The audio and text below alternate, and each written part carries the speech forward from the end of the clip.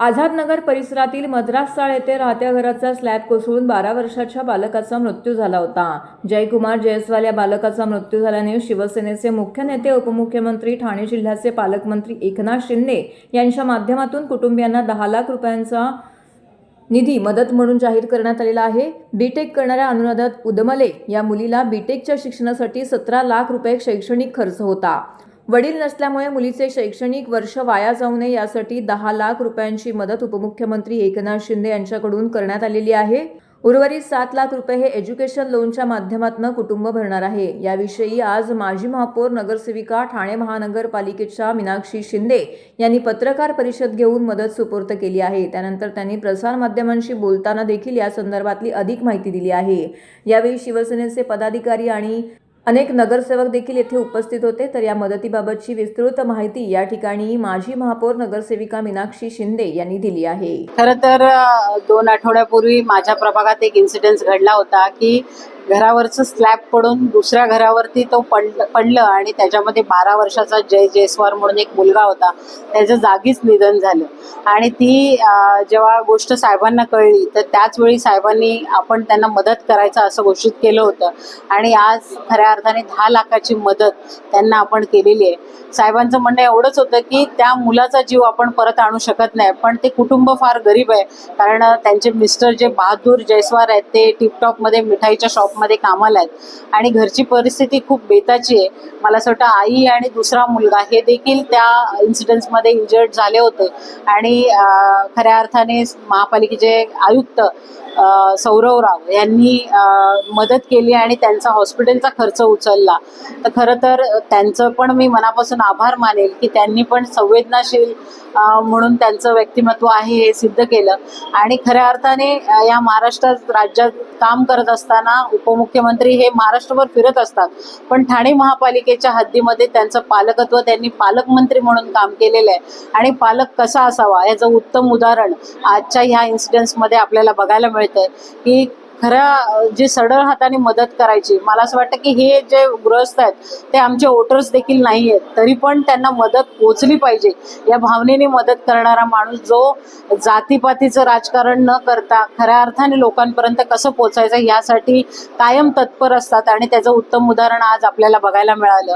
दुसरा इन्सिडेंट आपल्याकडे असा आहे की अनुराधा उदमले म्हणून जी मुलगी आहे जी बीटेक करते आणि DY पाटीलमध्ये तिचं ॲडमिशन झालेलं होतं आणि गेल्या 3 वर्ष ती त्या कॉलेजमध्ये आहे. पण त्यावेळी तिने 18 लाखाची तिची फीज होती आणि तिने 1 लाख फी भरली होती. आणि गेल्या वर्षभरामध्ये तिच्या वडिलांचं निधन झाल्यानंतर पुढची 17 लाख फी पेंडिंग होती. आणि त्याच्यामुळे त्यांच्याकडे खूप धर्मसंकट होतं की पुढचं शिक्षण कसं करायचं, कारण तिच्या वडिलांचं स्वप्न तिला पूर्ण करायचं होतं. आता तिने मला असं वाटतं की एज्युकेशन लोनसाठी अप्लाय केलं आणि तिला 7 लाखाची एज्युकेशन लोन मिळतंय. पण पुढचे 10 लाखाचा जो डोंगर होता तो कोण भरणार या संभ्रमात ते होते. आणि त्यांनी ज्यावेळी ती घटना येऊन माझ्या कानावर टाकली त्यावेळी मी साहेबांशी याच्यावरची चर्चा केली. तर साहेब सरळ बोलले की जे काय असेल ते मी करेल, त्यांना फक्त सांगा ते 7 लाखाचं लोन आहे ते तुम्ही हे करा आणि पुढचे 10 लाखाची मदत आहे ती मी करेल आणि तिचं पुढचं शिक्षण आहे ते तिला पूर्ण करू दे म्हणून त्यांनी ते आशीर्वाद दिलेले. तर खऱ्या अर्थाने साहेबांनी ह्या ठाणे महापालिकेच्या हद्दीत म्हणजे ठाण्याचं पालकत्व घेतलेलंच, पण महाराष्ट्रभर पण ते असंच काम करतात. याचं उत्तम उदाहरण आज तुम्हाला ह्या 2 प्रकरणामध्ये बघायला मिळतं.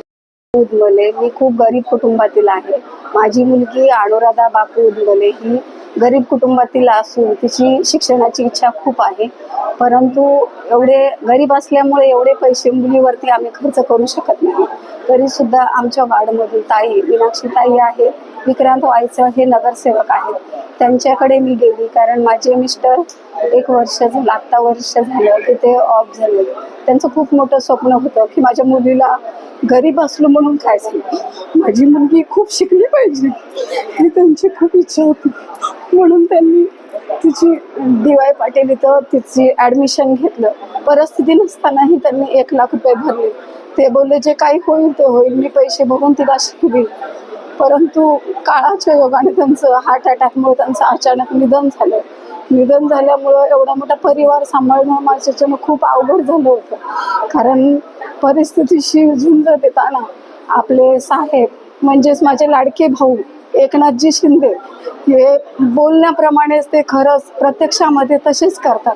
त्यांचा मला असं वाटलं की त्यांचा कुठेतरी आपल्याला आता आधार भेटेल, म्हणून मी ताईंना येऊन भेटले आणि माझी परिस्थिती सांगितली. ताईंनी त्यांना सांगितलं तर ते खरंच लाडक्या भावाप्रमाणेच जशी मदत करतात तशीच ते मला बोलले, ताई तू काहीही काळजी करू नकोस, तुझ्या मुलीच्या शिक्षणाचा प्रश्न आहे ना, तो मी मदत करीन, मी तुला, मी फी भरतो. 10 लाख रुपयाची त्यांनी आम्हाला मदत केली आणि मुलीचं जे आयुष्याचं पुढचं जे पाऊल उचलण्यासाठी त्यांचा हा खूप मोठा आधार आहे माझ्यासाठी.